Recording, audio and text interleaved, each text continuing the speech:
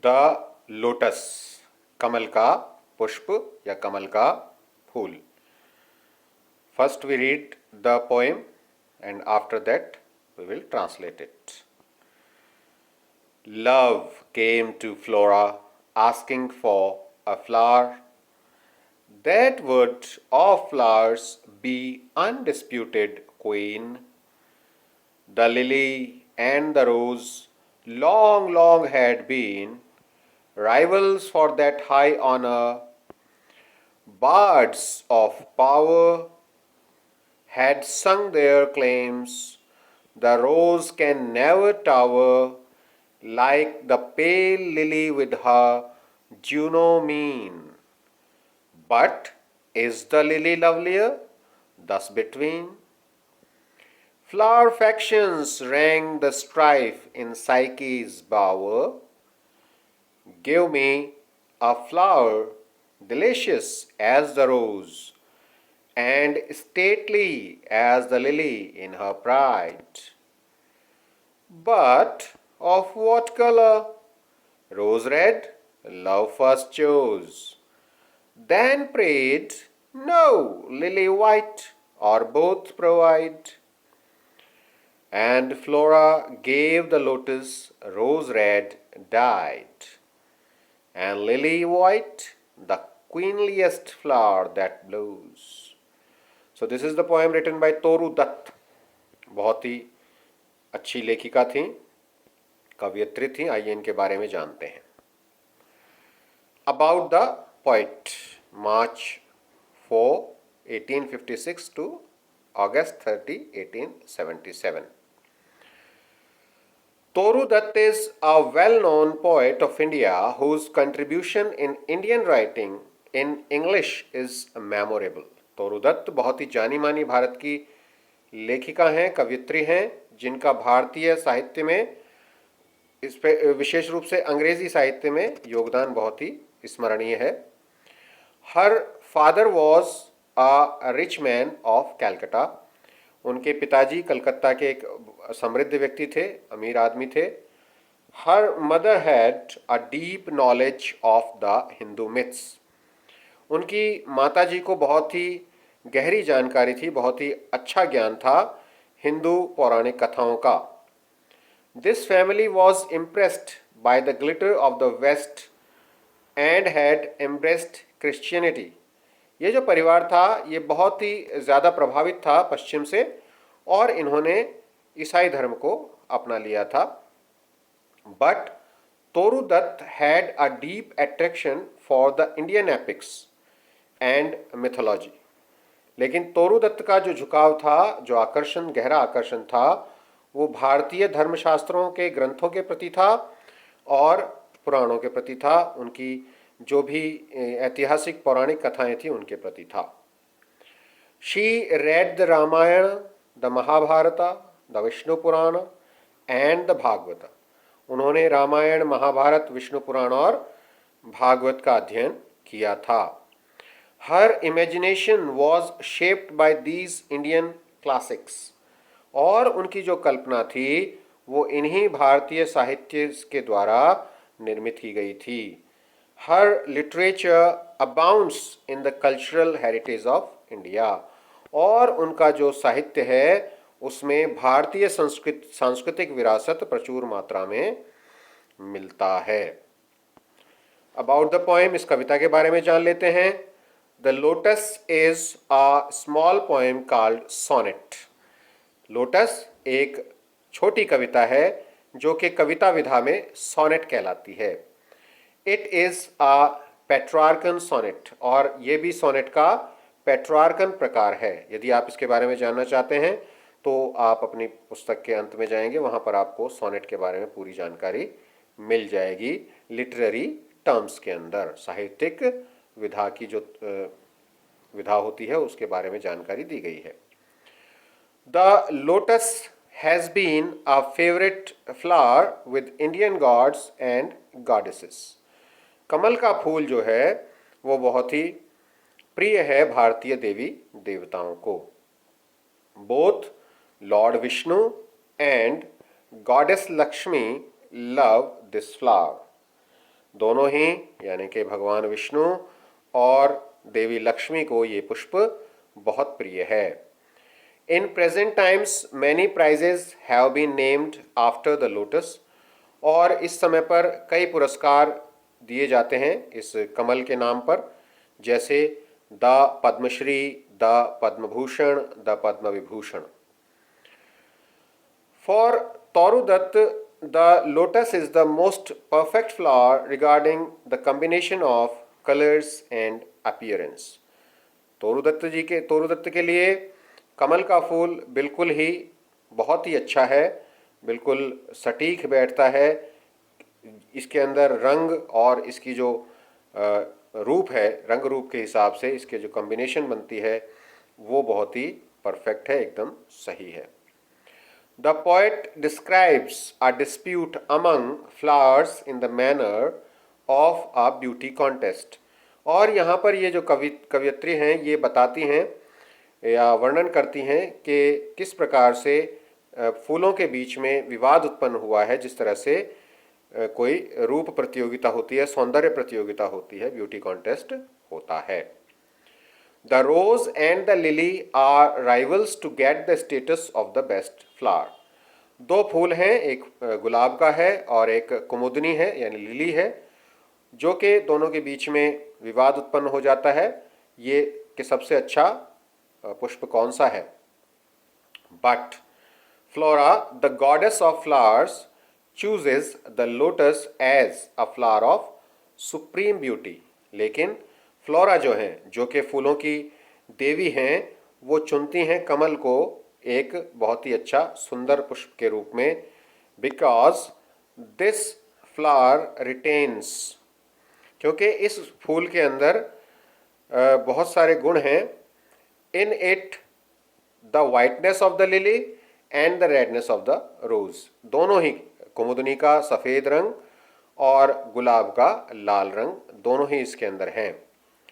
So neither the lily nor the rose can equal the beauty of the lotus. यहाँ पे beauty की spelling भी wrong की गई है, इसमें आपको यू नहीं मिल रहा है, आप ये ऐड कर लेंगे, BEAUTY ऑफ द लोटस। तो इस प्रकार से हम देखते हैं कि ना तो लिली और ना ही गुलाब, ये दोनों ही कमल की सुंदरता का मुकाबला कर सकते हैं। Symbolically the victory of the lotus is the victory of Indian culture over the western world. और प्रतीकात्मक रूप से, जैसा कि हम जानते हैं कविताएं जो है प्रतीकों के माध्यम से बताती हैं, तो प्रतीकात्मक रूप से यहाँ पर कमल की जो विजय है वो वास्तव में भारतीय संस्कृति की विजय है पश्चिम संसार पर, पश्चिम सभ्यताओं पर। Since the lily and the rose are the western flowers, क्योंकि लिली और गुलाब पश्चिम के फूल माने जाते हैं। आइए ग्लॉसरी देख लेते हैं, कठिन शब्द क्या क्या आए हैं इस कविता के अंदर। लव, लव कौन है? यूज्ड फॉर क्यूपिड, असली नाम इनका क्यूपिड है। The God of love in Roman mythology, Roman साहित्य के अंदर, रोमन पौराणिक कथाओं के अंदर प्रेम का जो देवता है उसे क्यूपिड के नाम से जाना जाता है और यहाँ पर हमें लव के नाम से मिला है। Flora, goddess of vegetation and flowers, Flora है वनस्पति और फूलों की देवी। अनडिस्प्यूटेड, विदाउट एनी डिस्प्यूट और डाउट, बिना शक के, बिना किसी विवाद के। Lily, a flower of white colour, फूल है सफ़ेद रंग का, कुमुदनी। Rose, a flower of red colour, लाल रंग का एक फूल है, गुलाब। राइवल्स, कंटेस्टेंट्स, ओपोनेंट्स, एक दूसरे के विरोधी या प्रतियोगी कह सकते हैं यहाँ पर। बार्ड्स, पोइट्स, कवियों के लिए आया है birds word. Tower, stand straight, बिल्कुल सीधे खड़े रहना। पेल, डिम, यहाँ पर पेल का मतलब है डिम यानी कि हल्का होना। Juno, a goddess known for stately beauty, एक देवी जो है अपने अभूतपूर्व सौंदर्य के लिए जानी जाती हैं, जिनका नाम है ज्यूनो। मीन का मतलब है अ पर्सन्स अपीयरेंस, एक व्यक्ति का रूप, look. Juno mean standing straight with confidence like the goddess Juno. Juno mean का यहाँ पर मतलब हुआ बिल्कुल आत्मविश्वास के साथ सीधे खड़े रहना, जैसे कि सौंदर्य की देवी जूनो खड़ी हैं। Flower factions, group of flowers, one group in the leadership of the rose and another in the leadership of the lily। यहाँ पर दो गुट बन गए हैं फूलों के, दो ग्रुप्स बन गए हैं फ्लावर्स के, जिसमें एक ग्रुप में है लिली का समर्थन करने वाले और एक में है रोज का समर्थन करने वाले। रैंग, क्लैश्ड यानी कि टकरा जाना आपस में। स्ट्राइफ, क्वारल, झगड़ा। स्ट्राइफ का मतलब यहाँ पर है क्वारल, झगड़ा। बावर, रेजिडेंस, निवास। डिलिशियस, स्वीट, मधुर। स्टेटली, अपीयरिंग नोबल, ग्रेट, बहुत ही शानदार। प्राइड, कॉन्फिडेंस, विश्वास। Rose red, red as rose, लाल जैसे कि गुलाब। Lily white, white as lily, सफेद लिली की तरह। ब्लोज, ब्लूम्स, खिलना। इसके आगे आपको क्वेश्चंस दे रखे हैं, क्वेश्चन आंसर्स आपको करने हैं और विशेष रूप से explanation with reference to context, ये आपको अच्छे से याद करना है, because in examination question comes and the explanation with reference to context comes. Now we read the translation of this poem. Very good, sweet poem, a small poem, and then you can write the explanation of it very easily, very confidently. The lotus, कमल का फूल. Love came to Flora asking for a flower. हम पहले ही देख चुके हैं कि love है Cupid, जो कि प्रेम के देवता हैं, और फ्लोरा है वनस्पति की देवी, फूलों की देवी। तो यहाँ पर जो लव है वो फ्लोरा के पास आते हैं और मांगते हैं एक फूल, एक पुष्प मांगते हैं। कैसा फूल मांगते हैं? That would of flowers be undisputed queen. ये जो फूल होगा ये फूलों की निर्विवादित रानी होगा, यानी सबसे सुंदर फूल होगा। इसमें कोई विवाद नहीं होगा, कोई शक नहीं होगा, किसी प्रकार का कोई डाउट नहीं होगा। The lily and the rose long long had been rivals for that high honour. Lily और रोज, गुलाब और कुमुदनी के फूल बहुत लंबे समय से इस सम्मान के लिए, हाई ऑनर के लिए, यानी अनडिस्प्यूटेड क्वीन के लिए प्रतियोगी रहे हैं, एक दूसरे के विरोधी रहे हैं, कंटेस्टेंट्स रहे हैं। यानी दोनों ही चाहते हैं कि उन्हें ये ऑनर मिले, ये सम्मान मिले। बार्ड्स ऑफ पावर हैड संग there claims. Birds of power, हमने देखा था बार्ड का मतलब कवि है और पावर का मतलब हो गया जो कि प्रसिद्ध कवि हैं, नामी कवि हैं। हैड संग देयर क्लेम्स, उन्होंने अपने अपने दावे प्रस्तुत किए हैं। The rose can never tower like the pale lily with her Juno mien, के गुलाब जो है वो कभी भी लिली के समक्ष खड़ा नहीं हो सकता। जो मंद मंद रंग वाली, सफ़ेद रंग वाली लिली है, उसके जिस प्रकार से वो जूनो मीन की तरह से सबसे सुंदर देवी जो मानी जाती है जूनो, उसकी तरह से उसका अपीयरेंस है, उसका रूप है, रोज़ कभी भी उसके समक्ष खड़ा नहीं हो सकता, ऐसा ये कवि लोग कहते हैं। But is the lily lovelier, लेकिन क्या लिली वास्तव में प्यारी है, सुंदर है? Thus between flower factions rang the strife in Psyche's bower। इस प्रकार से फ्लावर फैक्शंस दो गुट बन गए हैं और उनके बीच में झगड़ा हो गया है। एक गुट है लिली का और एक गुट है रोज का।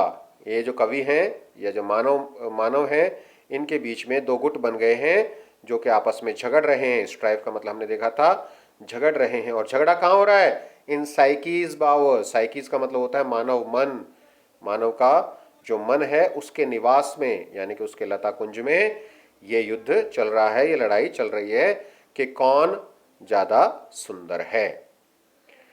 Give me a flower delicious as the rose and stately as the lily in her pride. अब ये जो लव है ये बताता है अपनी चॉइस, अपनी पसंद, कि मुझे इस तरह का फूल दीजिए जो मधुर हो, सुंदर हो, गुलाब की तरह से, एंड स्टेटली, और इस तरह इतना शानदार हो जैसे कि लिली अपने गर्व में खड़ी रहती है, अपने विश्वास के साथ खड़ी रहती है। विश्वास में जिस प्रकार से लिली खिली हुई रहती है उस समय जैसी शानदार लगती है उस प्रकार का, और गुलाब जैसा मधुर फूल मुझे दीजिए। But of what colour? अब फ्लोरा कहती है कि किस तरह का रंग चाहिए आपको, कौन से रंग का होना चाहिए ये। तो लव जवाब देता है रोज रेड, गुलाब के जैसा लाल। लव फर्स्ट चोज, पहले तो लव ने ये कहा, पहले तो ये चुना। देन प्रेड, उसके बाद में उन्होंने निवेदन किया, नो लिली वाइट, नहीं नहीं लिली जैसा सफेद होगा। और बोथ प्रोवाइड, या फिर ऐसा करो दोनों ही रंग का दे दो। And flora gave the lotus, और फ्लोरा ने ना तो रोज को चुना ना लिली को चुना, और उन्होंने कमल का फूल दे दिया, रोज रेड डाइड, जो कि लाल गुलाब की तरह से रंगा हुआ था। एंड लिली वाइट, और उसके अंदर लिली की सफेदी भी थी, यानी कमल का फूल जो होता है उसके अंदर दोनों ही रंग थे। द क्वीनलिएस्ट फ्लावर दैट ब्लोज, और सबसे सुंदर फूल जो कि खिल रहा था। यानी कि यहाँ पर लोटस को, कमल के फूल को दिया गया है अनडिस्प्यूटेड क्वीन के रूप में, फ्लावर्स की अनडिस्प्यूटेड क्वीन के रूप में।